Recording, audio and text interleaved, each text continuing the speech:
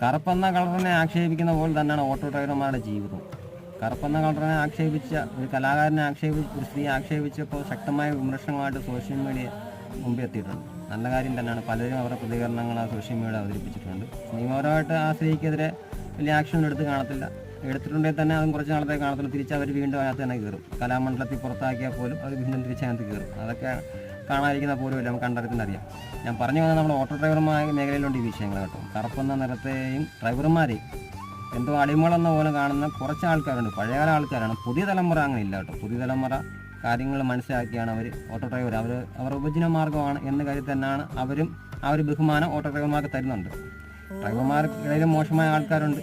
എല്ലാ മേഖലയിലും ഉണ്ടല്ലോ ഈ മോശമായ ആൾക്കാർ. അപ്പോൾ പിന്നെ നമ്മളെ ഡ്രൈവർ മേഖലയിലും ഉണ്ട് മോശമായ ആൾക്കാർ. പക്ഷേ ഇത് ഉപജീവന മാർഗ്ഗമാക്കി കൊണ്ടുവരുന്ന ഡ്രൈവർമാരോട് ഇങ്ങനെ കുറച്ച് ബഹുമാനം കാണിക്കണം എല്ലാവരും.